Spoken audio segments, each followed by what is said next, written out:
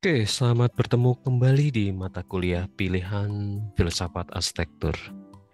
Di minggu ke-6 ini akan disampaikan materi, bukan materi perkuliahan, tapi materi pengkayaan.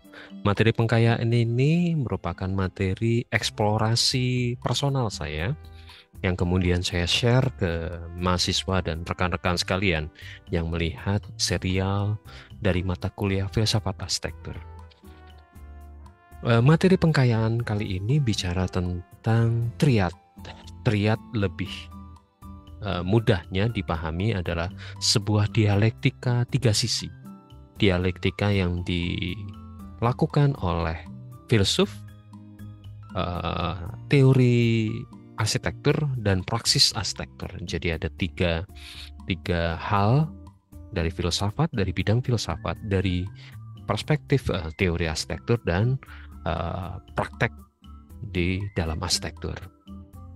Pada materi kali ini merupakan materi kedua terkait dengan triad, karena sebelumnya pernah saya juga membuat triad terkait dengan Heidegger, lalu kemudian Norbert Schulz dan Peter Zumthor.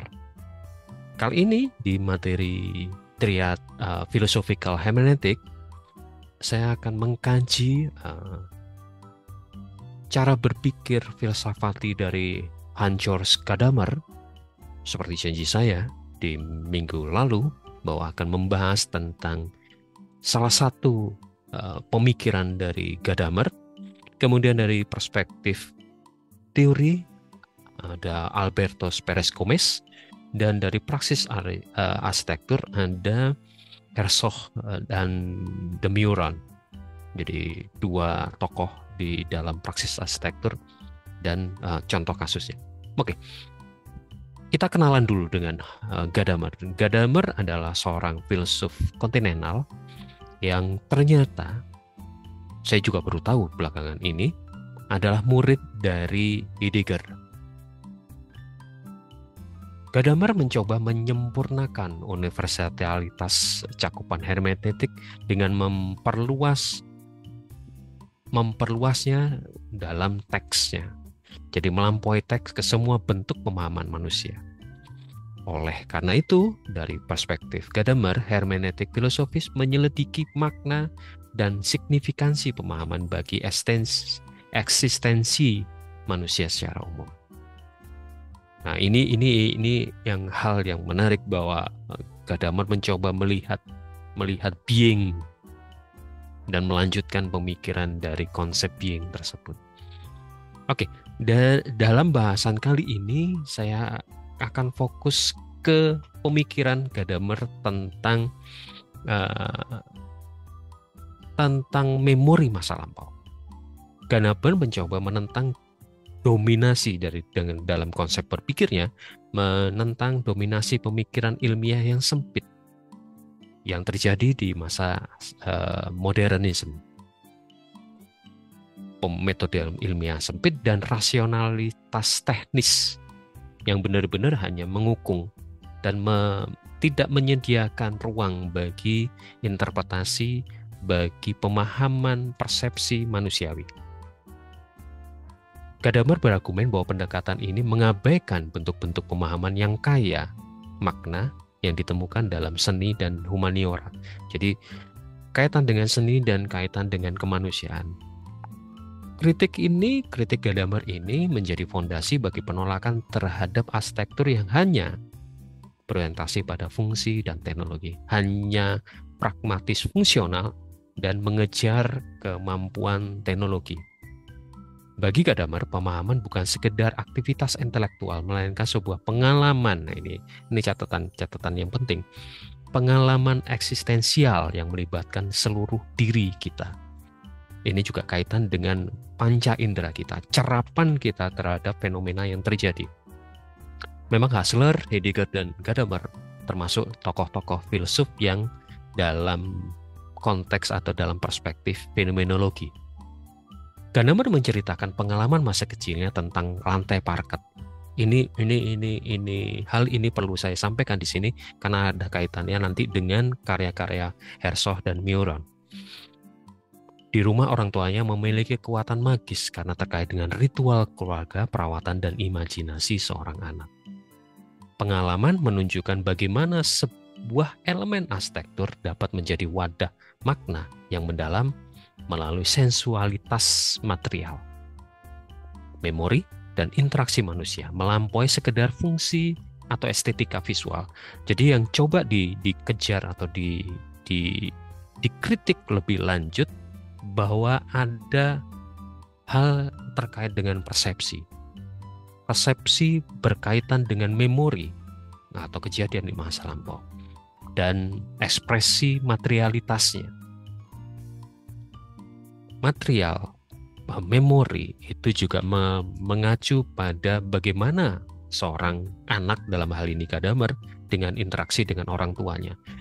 Tidak hanya dengan orang tuanya, tapi bagaimana interaksinya Gadamer ini dengan rumahnya.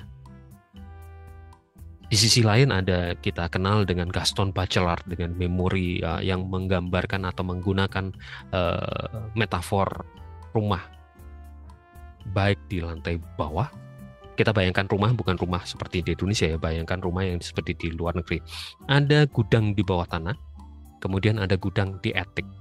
Masing-masing part mempunyai peran masing-masing dan itu akan membekas sebagai sebuah catatan atau sebuah memori yang tersimpan di kepala seorang manusia yang tumbuh kembang di rumah tersebut.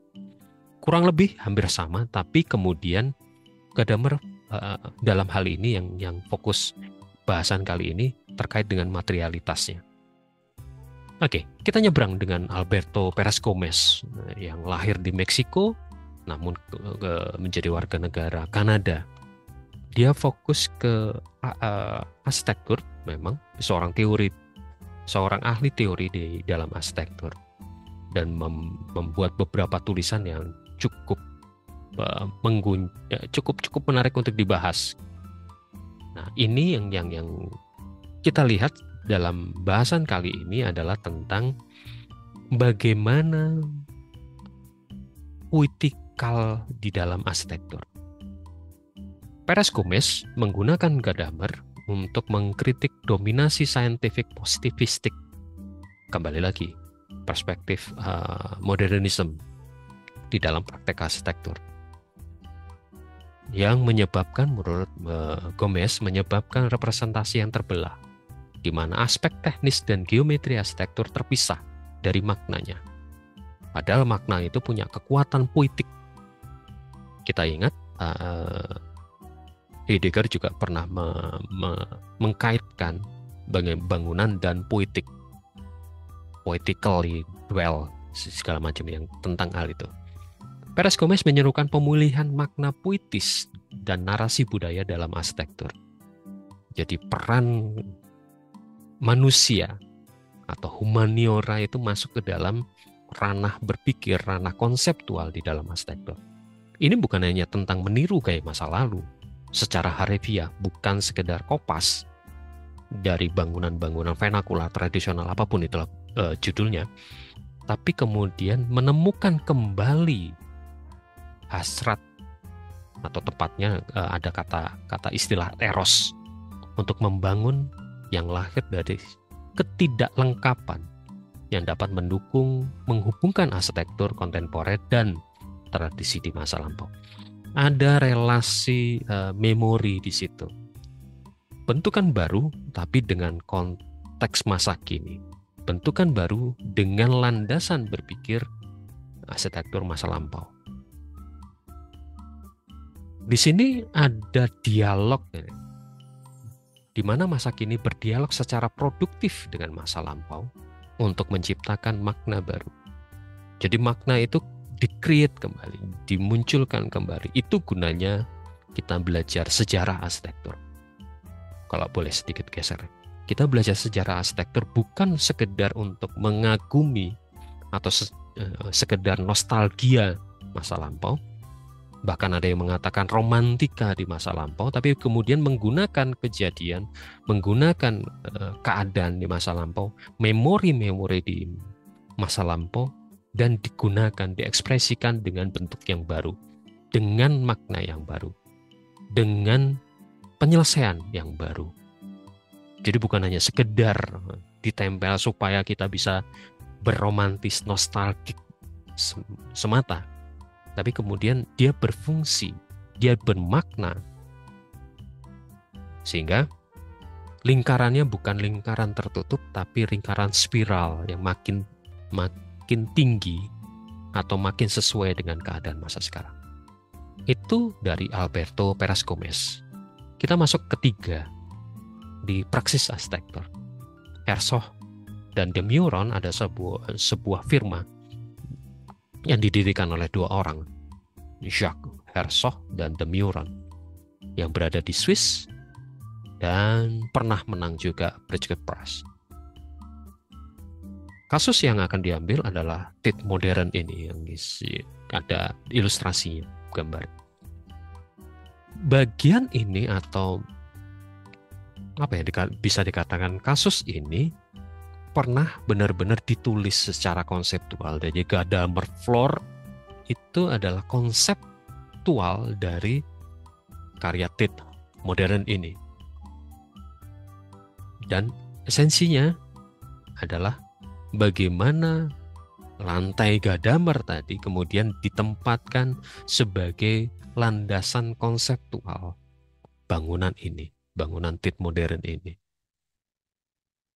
Pada intinya, arsitektur menyerukan pendekatan yang lebih holistik, sensual. Arsitektur seharusnya tidak hanya dirancang untuk mata.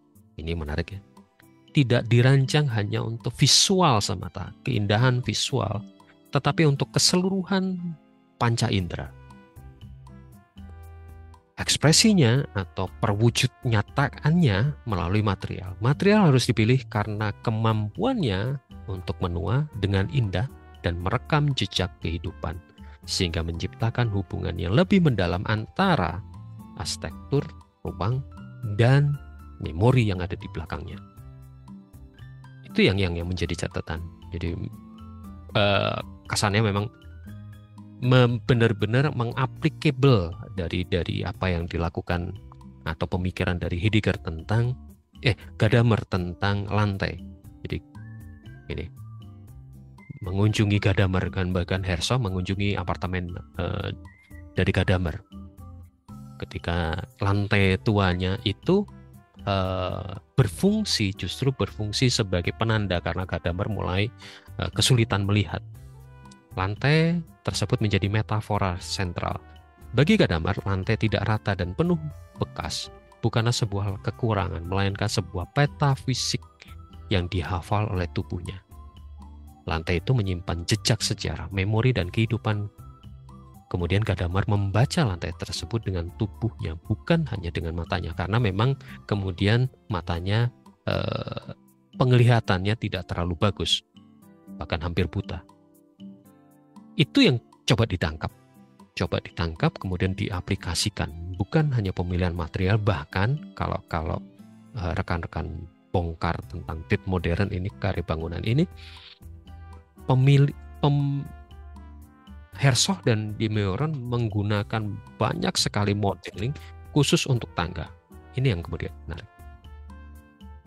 Inspirasinya memang kesannya eksplisit atau kesannya hanya memindah lantai kayu tua Gadamer ke dalam bangunan, tapi kemudian eksplorasi desain terutama dengan tangga, bagaimana tangga tidak hanya berfungsi sebagai pergerakan manusia secara vertikal, tapi fungsinya tidak hanya sirkulasi vertikal tersebut, tapi bisa menjadi tempat duduk, bisa menjadi penanda juga, bisa kemudian menjadi bagian fase-fase tertentu. Jadi setiap lantai itu punya fungsi tersendiri, dan model atau dengan tangga seperti ini dengan materialnya, si pengunjung diajak untuk memahami tahapan-tahapannya. Tujuan dari desain, dia memilih lantai kayu sebagai elemen arsitektur pemersatu. Jadi tangga digunakan sebagai pemersatu, pengikat dari bermacam-macam zona dan fungsi. Pilihan ini bukan hanya soal estetika, tujuannya untuk mengkomunikasikan kepada pengunjung rasa menempati sesuatu yang lebih dari sekedar ruang biasa.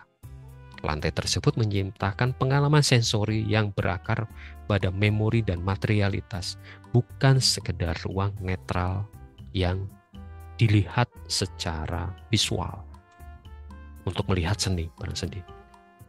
Jadi Herzog dan Meuron menolak pendekatan ruang yang abstrak dan positivistik. Mereka mencoba menciptakan place, bukan lagi space, tapi place. Untuk paham bedanya space dan place, silakan baca bukunya Yifu Tuan. Itu akan atau studi-studi dari Yifu Tuan itu mencoba mengeksplor mana space, mana space, mana place, mana ruang, mana tempat. Bahasa Indonesia mungkin tidak terlalu tepat ya, ruang dan tempat, tapi oke lah, kita menggunakan beda space dan place yang kaya makna melalui pengalaman tubuh indrawi. Ini juga bisa dikaitkan dengan apa yang dilakukan atau studi yang dilakukan Yohani Palasma dengan The Eye of Skin, kemudian juga Thinking Hand juga. Karena sensualitas material persis yang dijelaskan Gadamer dalam memori tentang lantai parket, lantai kayu tadi. Oke. Untuk terakhir, sebagai tanda kutip lah, sebuah sintesa, saya tidak berani mengatakan sebuah kesimpulan. Filsafat Gadamer memberikan kerangka kerja untuk menghargai pengalaman, memori, dan makna di atas rasional teknis semata. Seperti sering saya ungkap bahwa karya arsitektur itu bukan hanya penyelesaian permasalahan sekitar, permasalahan kawasan, permasalahan fungsional, dan segala macam yang kemudian diselesaikan secara teknikal arsitektur. Tapi bagaimana sebuah karya arsitektur punya cerita, narasinya. Dan di kuliah tamu dengan Pak Eka Swadiansa juga dinyatakan, arsitektur itu sebaiknya punya konsep yang bercerita. Maunya seperti apa? Konsep bercerita itu bisa diterima oleh para penikmatnya atau para penggunanya melalui sensori panca indera. Jadi memahami ruang dari sensori panca indera. Perez Gomez kemudian menerjemahkan kerangka ini menjadi sebuah kritik terhadap arsitektur modern dan sebuah program untuk memulihkan makna yang puitis. Narasi puitis di dalam karya arsitektur bukan hanya sekedar hal teknis fungsional semata, tapi performa bangunan juga berkaitan dengan kita mendapat cerita apa. Sama persis dengan sebuah film di bioskop. Ketika nonton film, penonton diajak mendapatkan cerita apa, kemudian merefleksikan. Praksis arsitektur, contohnya J. Herzog ini, mewujudkan program teoritis ini ke dalam keputusan material yang konkret di Tate modern secara langsung untuk membentuk pengalaman manusia di dalam ruang. Jadi selesai menikmatin karyanya, manusia pengunjung tersebut punya kesan. Bukan hanya selesai secara teknis, tapi juga punya kesan. Dan itu membentuk kehidupan dia di masa depan. Simpulan ini kalau kemudian kita gunakan atau kita baca secara Branko Mitrovic seperti yang saya ungkapkan di masa lampau, banyak sekali lubang yang mungkin bisa kita dialogkan berikutnya. Contoh, apakah teknis di dalam arsitektur itu benar-benar terabaikan? Jangan-jangan Perez Gomez hanya menempatkan poetic auspice-nya itu, atau bukunya Build of Love tersebut itu hanya sebagai kamuflase terhadap kebingungan pemahaman arsitektur modern. Ini kalau saya mengambil sisi Branko Mitrovic tentang kepura-puraan fraud di dalam filsafat, atau analogi literal lantai Gadamer di dalam karya Tate Modern oleh Herzog ini benar-benar hanya memindah pemikiran tanpa memahami lebih lanjut sebenarnya yang dimaksud dengan lantai Gadamer di pemikiran memori oleh George H. Gadamer ini apa? Ada dua banyak sisi yang kita bisa eksplor lebih lanjut, tapi minimal kita sudah membuka dari paparan ini, kita sudah membuka bahwa pemikiran filsafat itu bisa ditransformasikan ke dalam teori arsitektur dan juga bisa disampaikan secara praksis arsitektur. Terima kasih sudah menjelaskan. Moga di minggu depan, di minggu-minggu berikutnya saya coba mengeksplor lagi keterkaitan antara filsafat arsitektur atau arsitektur ke filsafat. Dialektika dua arah ini akan terus saya sajikan sebagai materi-materi pengkayaan dari mata kuliah filsafat arsitektur. Terima kasih sudah menyaksikan. Sampai jumpa di materi-materi berikutnya.